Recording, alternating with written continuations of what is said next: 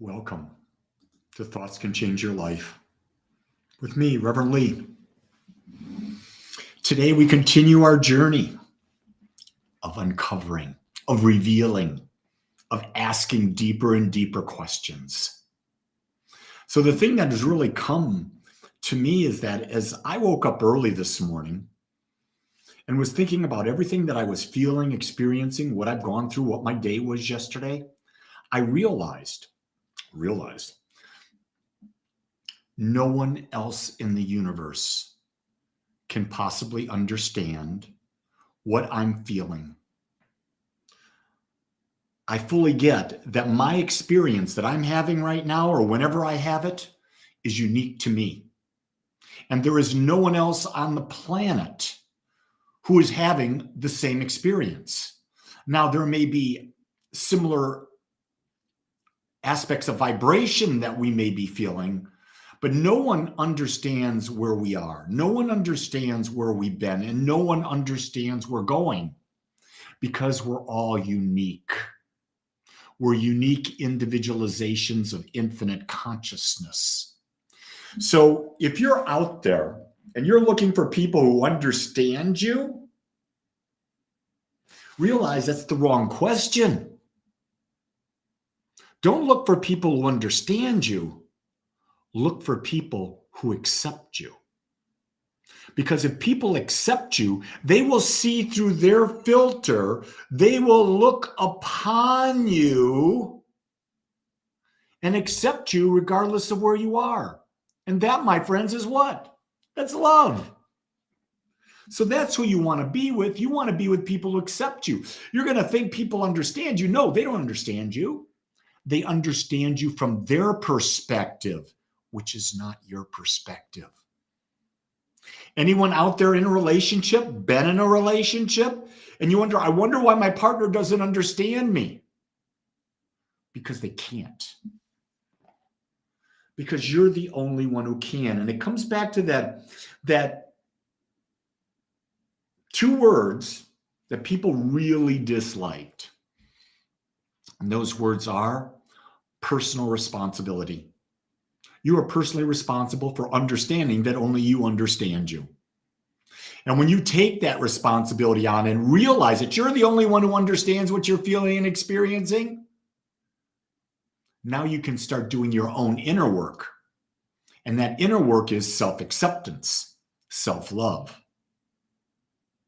Because that's where it all starts. That's where the rubber meets the road. When we start talking about this aspect of self-care, self-care is really beginning to accept yourself, to love yourself, to see yourself as unique, whole, and perfect just as you are. And realize that you have the power within you to change where the journey you're taking yourself is going and what you experience, because it is through the filters of your mind that your experience is created. And you see, the filters that are in your mind are not the same filters that are in anyone else's mind. No one else has ever had any of your experiences, anything like them, because guess what? Even if they were there with you through that experience, they saw it differently. That was really evident when my friend Niranjan wrote his book called The Himalayan Tsunami. It's on Amazon. You can get it. It's a great book. It's based on truth, fiction, and adventure.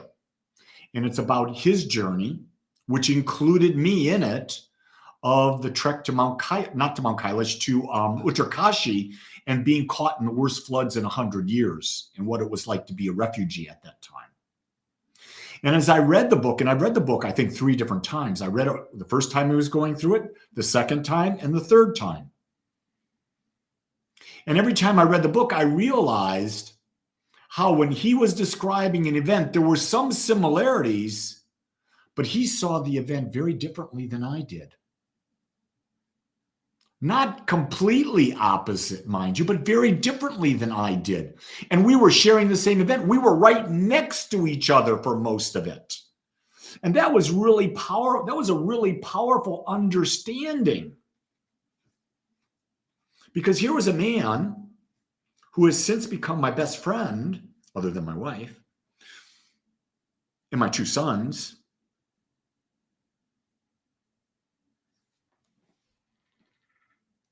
And while we went through the same thing, we shared an energetic about it, but it wasn't exactly the same energy. And that's because we're both unique. And so when I read it and it wasn't exactly the way I saw it, I just had to go what? I surrendered. I surrendered and I accepted how he saw the message because it was where his filters were. And that message was absolutely perfect. You see, we want to compare so much. We want to be right. We want to judge. And I'm going to tell you, those things don't work. How do you judge yourself against someone when everyone else in the planet, all 7.8 billion of them, of us people, are different? We're unique. And no one here is about trying to be like anyone else. Are you hearing that loud and clear? You're not here to be like anyone else. Here's the message of the day. You're here to be you. And that was the title of today. Only you know you. And to think someone else will know you, not going to be a fun time. Not going to be a fun time. I know that when I'm doing my relationship classes, people say to me, well, I've been with my partner for so many years. They should know what I'm thinking. And I go, well, you may want to rethink that. Because here's what I know. I've known my wife for over 51 years. I've been married to her. I'm in my 50th year of marriage. We'll celebrate 50 years in December. I don't know what's going on in her mind. The second I got that, I stopped worrying about it. And you say, well, Lee, how can you not worry about what's on your wife's mind? Because we got an agreement that we have an agreement when she wants something, she has to ask for what she wants when she wants it. If she doesn't ask, guess what? I am not responsible for anything.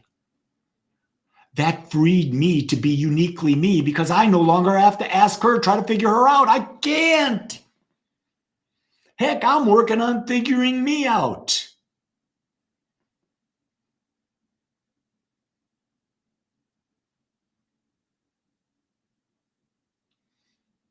Here's an interesting thought. I wasn't going to go here today, but I think I will. I've got a few moments. I can go there.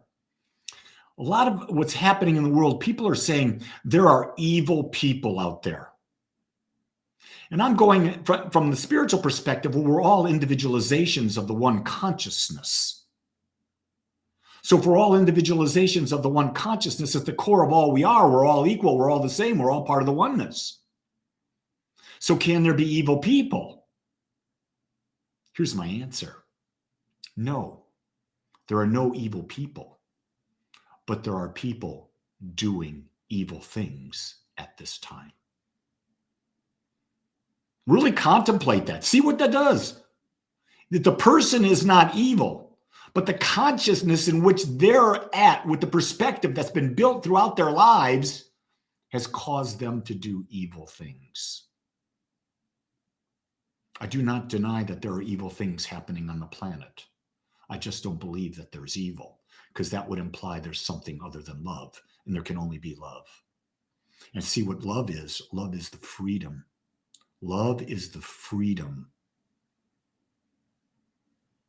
to be you. Love gives freedom to everyone and everything, and love does not judge.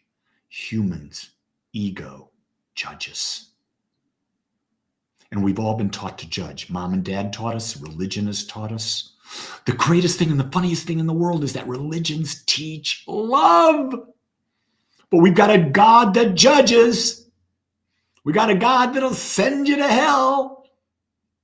How is that possible, you ask? It's not.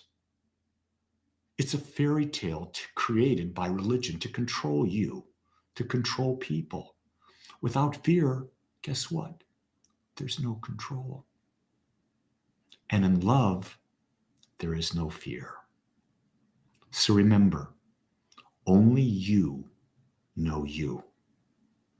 Your experience is unique to you. No one else is having your experience. You are the only one who understands where you are, who you are, and where you're going. It's not even a secret. It's just the way it is. So I want you to know, if you're watching this right now or later, this is also on podcasts. I have a new podcast channel. I have two of them. One is agapespiritualcenter.com. No, Agape Spiritual Center. And the other one is Thoughts That Can Change Your Life. That one just really went live a couple days ago. So I invite you to become subscribers to that. With that, everyone, make this your best day ever. And guess what? You're the only one who'll know if it is true or not. Until tomorrow, aloha.